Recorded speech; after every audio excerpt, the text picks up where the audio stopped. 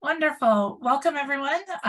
We're back for another Sappy hour, and it's definitely feeling like we're getting into the season. There's a lot of new birds around. So I'd like to welcome everyone for this evening.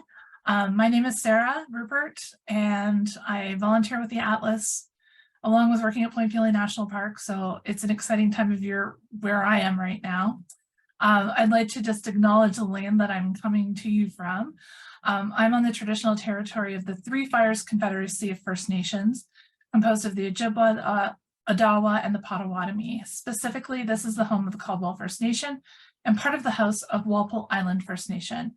We acknowledge the caregivers of this land and all the moccasins that have traveled it over time. So we're here tonight to learn all about the updates to the Atlas app, and Kaylin is going to take us through this tonight. So you'll notice that we have Kaylin with us and Mike, our two leaders for the Atlas. And I guess we'll just let you take it away, Kaylin, and tell us about what's going on with NatureCounts.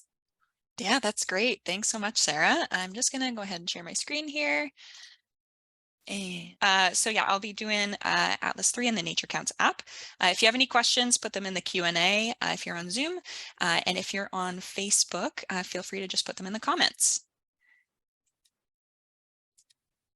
Okay, so the NatureCounts app, you can get it on either the Apple App Store or the Google Play Store. So either one of those should be fine, and you should be able to find the NatureCounts app by simply just searching for NatureCounts. So just so you know, NatureCounts is all one word. If you try to break it up into two words, you might not have as much success in finding it on your App Store. So just be aware of that when you're looking for the app. The current version that's out to the public is version 4.4.3. We are actively working on 5.0, and that one should be out to the public shortly. But as for now, you should be looking for version 4.4.3. A question that I receive fairly often is, will the NatureCounts app update automatically? Or how do I know if the app is up to date? So the answer to the first question is whether or not the NatureCounts app updates automatically really depends on your device settings. So some people like me have their devices set up so that it doesn't update automatically, in which case you'll have to go into the App Store to update it. Other people have it so that it updates automatically when it's on Wi-Fi. So that really depends on your device settings and kind of what you chose when you set your device up.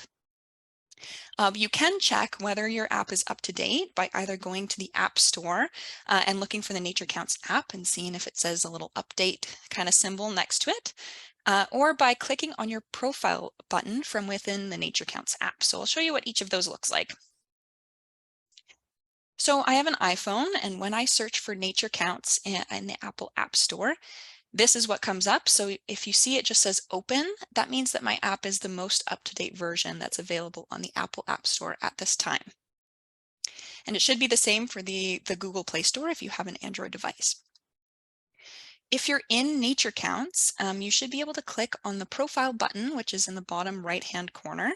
And then if you scroll down, there's a little section that says give us feedback. That's where you can give them feedback. If you click on that, it'll take you to the feedback form, but it also says what kind of device you have. So I have an iPhone 13, and then it says what version of NatureCounts you have on your phone at this time. So you can see it says version 4.4.3, and that is the most up-to-date version right now.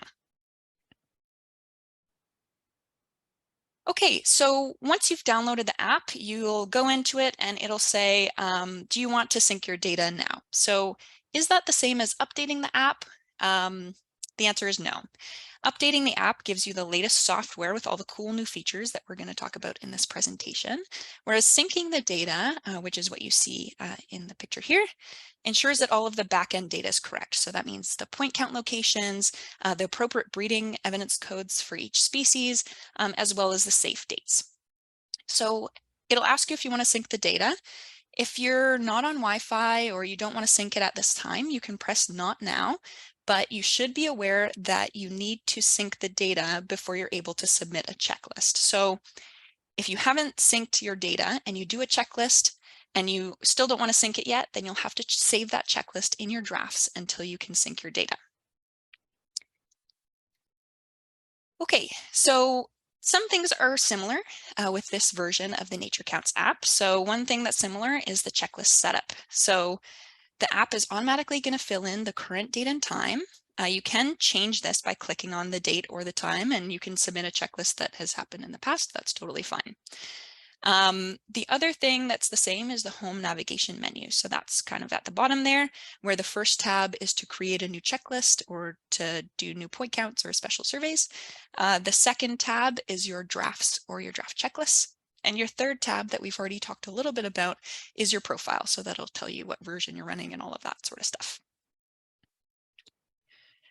Another thing that's the same or has been the same for the past year is that we do allow for special surveys to be submitted through the NatureCounts app.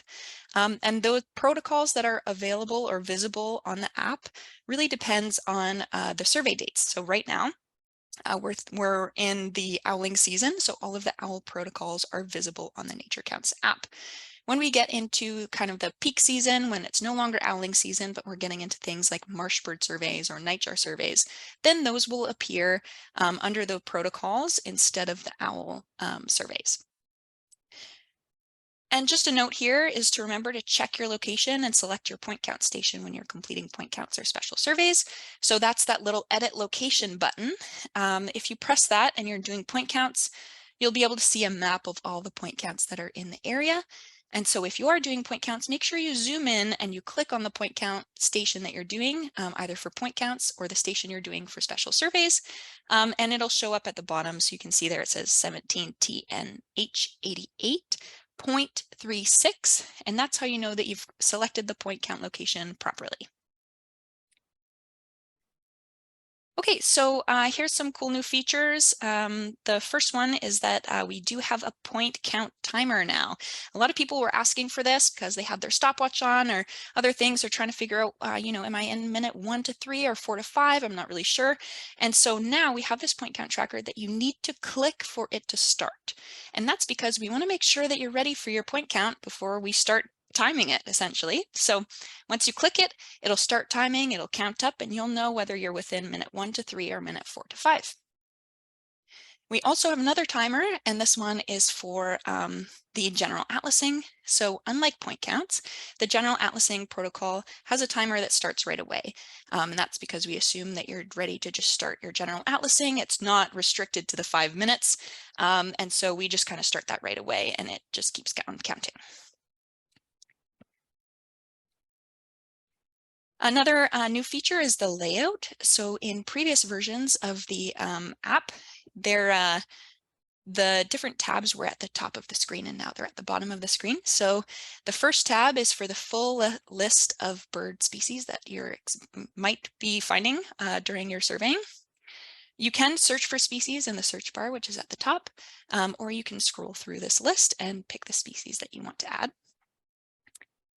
Adding species is still the same as in previous versions of the app. So the BE column, that's breeding evidence, and you can just tap on that and select which breeding evidence you want to add.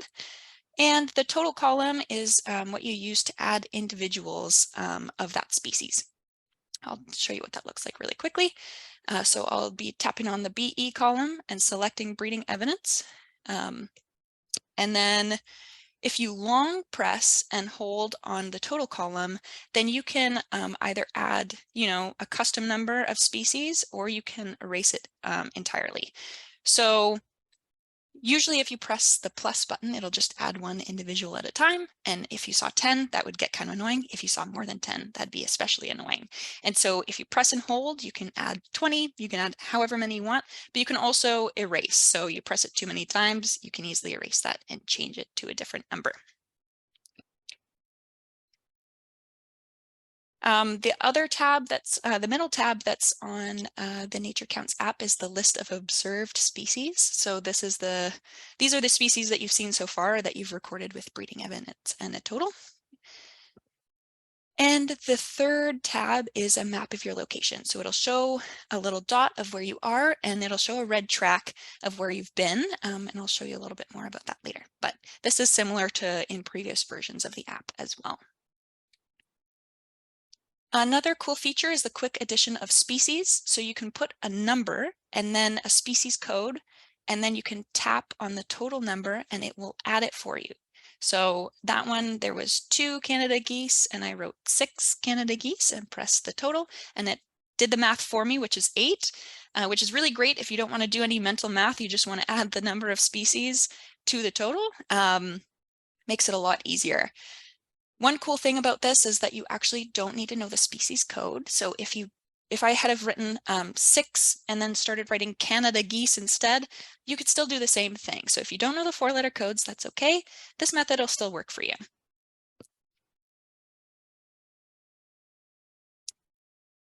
Another really cool feature is the incorporation of the safe breeding dates into the app. So this is based on region. So if you go to add breeding evidence, for example, for American robin, I'm in Hamilton, it'll say you are within the breeding season for this species, and it tells you a little bit about the breeding season for the American robin. If you try to add a species that you're not within the safe dates for, it'll give you a little bit of a caution. This period, both breeders and migrants may be present, and there's a little thing to learn more, and if you press that, it'll give you a bit more details about breeding dates for that species. So this is kind of handy. What I used to do is I used to save stuff in my drafts. I used to go home and I used to look at the PDF version of the safe breeding dates and compare and make sure that I wasn't using an H or S code when I was outside of those safe dates. And so incorporating this into the app makes that a little bit easier. You don't have to go back and compare. So yeah, I think that's a really great addition and something that people were asking for. Another cool addition is square boundary warnings. So in this video, Mike is driving towards the square boundary. You could see at the bottom where there's like that little map icon that's kind of increasing with each 0.1 kilometer that Mike drives. And eventually there's going to be a banner at the top that says that you've left the square. And let you know when that happens. Oh, there you go. You've left Atlas Square. And it tells you the Atlas Square. And then when we go and we look at the map again, we can see that we've crossed over the boundary of that Atlas Square. So it will give you a warning when you're leaving the Atlas Square now. Make sure that you're keeping an eye on the map, especially if you know that you're close to the boundary. You're supposed to do all of your atlasing. One checklist is supposed to stay within the square boundaries. So just keep that in mind. But just in case you kind of lose track of where you are, there is that warning in place as well now that will let you know that you're crossing the square boundary. Okay, and another feature is downloading your drafts and saving them onto your phone. So like I mentioned earlier, if you're kind of out of service or you haven't synced your data yet, you can save your checklist as a draft. And to do that, you click on the 3 dots in the top right corner and you press Save as Draft. And from there, it'll take you to your checklists or your draft checklists, and you can press the little download button that's in, again, the top right corner of that page. So it says My Checklist Drafts, and you press the little download button, and it says Download Drafts. And that'll save it onto like the hard drive, I'm not really a techie person, but of your device, instead of just in the app. It's kind of like a little fail-safe in case something happens along the way. And one last thing, this isn't necessarily new, but it is important, pinning locations of significant species. So this is important in order to get fine scale information on distribution and habitat. And so any of these species that have the flagging that you see here, so provincially rare, regionally rare, or otherwise significant species, would be really great to have those pinned locations on there. So what you do is you click on the species name. So I'm adding some breeding evidence for a blue-winged teal. You click on their name and it'll give the option to add details or add a location. And if you press add a location, you can zoom in and just tap on the screen wherever you saw that species. You can tap more than once if there's more than one individual that you saw on your route, and then press done in the top right corner. And there you have it. You have your pinned species. All right, kind of lastly, just about the app, we would love if you could leave us a review. So the staff developing the NatureCounts app, they've been really hard at work implementing these awesome improvements over the past year. If you have a moment after testing out the new features, please leave us a review on the NatureCounts app on whichever app platform you use. And in addition to this, I also just want to say that there is that app feedback form. If you go to your profile on the NatureCounts app, it says, you know, give us feedback. If you just press on that, you can give feedback. If you're seeing a bug, you know, any feedback gives us help in improving the app for the future. Okay, so that was kind of all about the NatureCounts app, mainly the newest updates that we have for the app. But how else can you submit data? You know, it's not just the app. We do have, you know, obviously the NatureCounts app that you download and use, and there is ongoing development based on the feedback that you give us, of course. But there's also the NatureCounts web portal. So you can, you know, record your data on paper, you know, your notebook, the checklist data forms that are on the website, and then you could take that home and enter it onto into the NatureCounts web portal. So that's definitely an option as well. And then there's the option of, you know, recording your lists in eBird and then importing them into the Atlas NatureCounts web portal. So this might just require ensuring that the eBird breeding evidence codes and the Atlas breeding evidence codes all match up the way that you expected them to. But otherwise is pretty straightforward, and we do have some tutorials on that on our YouTube channel. The data does go both ways. So there is an option on the NatureCounts web portal to enable automatically pushing your eBird checklists, your NatureCounts checklist to eBird, or you can manually push them to eBird as well. So the data can go both ways, just depends on which way you want to do that. And that was kind of it for the NatureCounts app. We've got lots of time for questions, but I do just want to give some upcoming events and reminders. And so I would take this time, if you have some questions, please put them in the Q&A or put them in the chat on Facebook. I'll give you a few minutes while I give my reminders, and then we'll kind of get rolling on those. So upcoming events, you've probably heard this. Hopefully you've heard this. We have our kickoff events. Most of them are happening this weekend. So the ones that me and Mike and Atlas staff are going to be this Saturday and Sunday. So Saturday in London and Sunday in Hamilton. But there are also other regions or regional coordinators that are doing their regional kickoff events. Most of them are this weekend, but some of them kind of roll into May as well. So if you can check our kickoff webpage, and I don't know if Mike's still here, but he might be able to put that in the chat. You can check out our kickoff webpage to sign up for any of those, for the Hamilton one, the London one, or to figure out how to reach out to your RCs to join theirs. And another thing on upcoming events is the square bashes. So we have 3 square bashes this year. We have one at McGregor Point, kind of in between the Huron Fringe Festival, so May 29th to June 2nd. We have one at Sherbet Lake, just on the tail of the McGregor Point one, so that's June 2nd and June 7th. And then we have a French River Square Bash, which is happening June 9th to June 16th. So you can check out our website for all of the links to register for those as well. And then some reminders. Okay, so we have a challenge going on this month, the April challenge. It kind of coincides with our kickoff events and just with the start of the season, kind of getting everyone into it, is to submit a photo. So you can either submit a photo on social media and tag us in it, or you can submit it to our media submission page. And it's just of any of your atlasing adventures, could be bird photos, could be of you, and you'll be entered to win a pair of Vortex binoculars. So every entry, every photo is an entry. So the more photos that you submit either on social media or through the media submission page counts as an entry towards winning the binoculars. We've had a lot of really, really great photo submissions so far, and I'm looking forward to sharing them with you guys at future Sappy Hours, hopefully. And then the last reminder is just about the OWL survey. So right now we're nearing the end of some OWL surveys. we're right in the thick of things, but make sure you get your owl surveys done.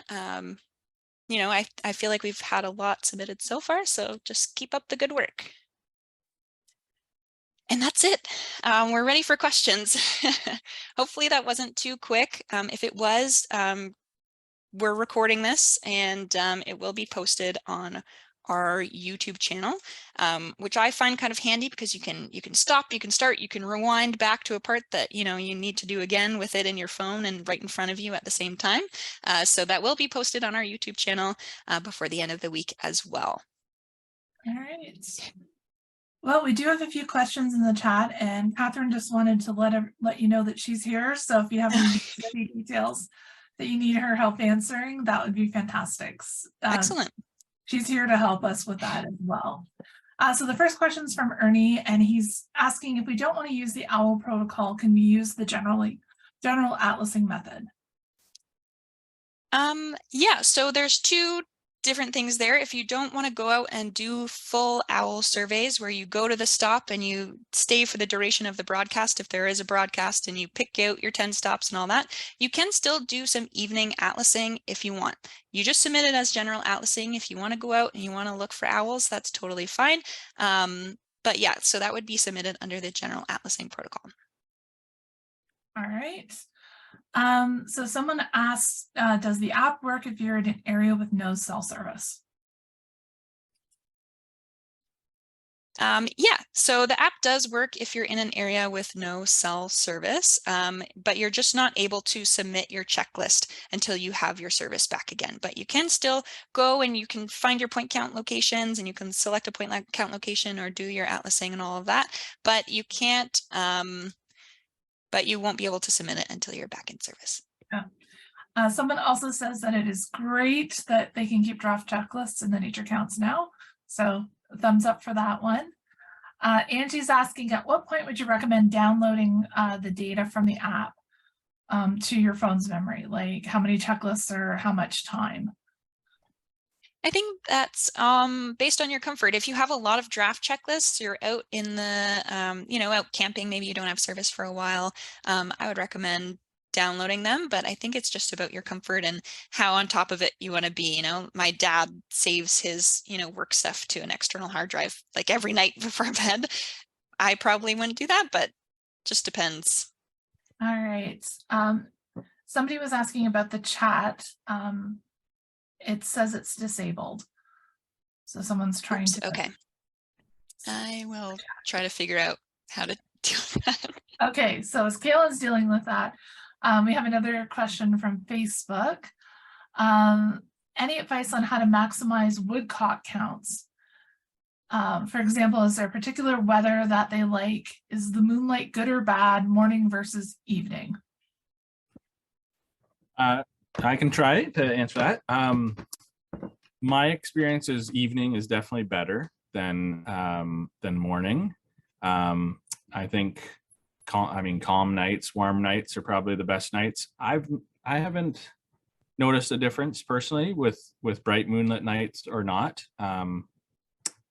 Maybe they go a little longer on moonlit nights that are brighter, but I think the main thing is calm and warm nights, and go out in the evening, and the sooner the better. I think they start, especially in southwestern Ontario, they really start trailing off as you get into early May. So sooner rather than later is probably better. But I don't know, maybe other people, maybe Sarah or Kaylin, if you have ideas, or anybody else on the chat. I think we got the chat working now. So I've never really noticed a difference in terms of like cloudy, overcast, or moonlight nights, or brighter nights than others. Typically, we find they start flying about 10-15 minutes after sunset, almost on the dot. And definitely evenings are much more reliable than mornings. I'm in a spot where we've got a great place to go and watch them do that. So we've got had some experience with that. I've seen them on cool nights. I've seen them on warmer nights in May too, but definitely earlier you can get out, the more you're gonna see. So the later into the month, it's just the guys that haven't found girls yet. So, all right. So we have another question. When inputting NatureCounts lists from eBird, do you still need to manually draw in the track? Nope. So if you've done a track in eBird, then when you do the import into NatureCounts, it'll bring in the track. But if you didn't do a track, then yes, we would hope that you could draw in the track yourself. But yeah, if you're doing the import from eBird, it should bring in everything that was in your eBird checklist. So your comments, your breeding evidence codes should get translated over to the NatureCount system. The track log should come in, all your effort data. The only thing that doesn't come across are media files like photos and videos and sound recordings. All right, and Catherine just put in a post for everybody. But the main goal of the download draft feature is to back up the data on longer trips when you're away from reception. The key is to have to move the backup file off your phone to a computer, hard drive, or a friend's phone. The feature is there to back up your data in the event your phone is lost or damaged. So hopefully that helps with the backup feature. Someone had a comment just regarding generally atlasing for owls versus using the OWL protocol. I think in some areas we're being asked to ensure that someone does the OWL protocol at some time for the square. So I think that kind of contributes to that OWL question. All right. Are we seeing any other questions? No. Lots of great updates. Oh, not a question, but somebody said they noticed last year that there were some areas where the app that didn't work.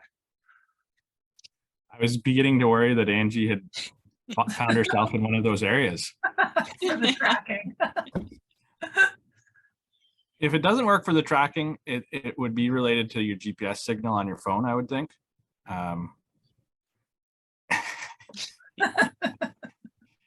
That would be my guess. I don't know if Catherine's on there, if she agrees with that or not, but the tracking is really tied to the GPS in your phone, which is different than like your data connection. Oh, I see it. Catherine has appeared. I just pressed allow her to talk. I didn't realize it was going to be a whole Whoa. thing. Sorry. Whoa, am I here now? Oh, now I'm just this weird talking voice in here. Hello, everybody. Yeah, Catherine's one of the folks that is the brains behind the app. So we're lucky to have her on the call tonight. Go ahead, Catherine. Okay, no pressure. I guess, yeah, if you find that the app is not working, like if you ever encounter something where it's not working as it should, then fill out that app feedback form that comes directly to me. And with that, I can help you troubleshoot, or I can find potential bugs in the app and fix them. So, you know, we do all of our internal testing before we release it, but there's some things that just don't come up until it's in the field. So it's possible that if you're having a case where it's not working, it could be related to being in battery saving mode. For some phones, their operating system, if you're in battery saving mode, will actually shut down apps that are burning a lot of battery, and GPS tracking burns battery. So if you've asked your phone to save battery and then asked NatureCounts to do a track, those two things might be in competition with one another, and your phone might shut down NatureCounts. That's one possibility. There's a few different potential things. So if you find something's not working, fill out that app feedback form, and then I will work with you to try and fix your problem. All right. So Angie said, so people in remote areas might still want a paper map. It never hurts, right? To have a backup. Someone would like, Janet's asked, can we please review how to send the NatureCounts app info to eBird if you do not select to have it automatically pushed? Yeah, sure. I could quick show that. I think I can share my screen, right, Kaylin? Should be good. Sorry, I was trying to give you permission and also unmute at the same time. Okay. So yeah, so I'll show you how to do it one checklist at a time here. If you don't have it automatically doing it. So you just be on the NatureCounts app or website. You have to do this on the website. I'm going to log in, and you have to find your checklist that you want to send. So I'm going to go My Data, View Data Forms. And I'll just find my checklist of mine.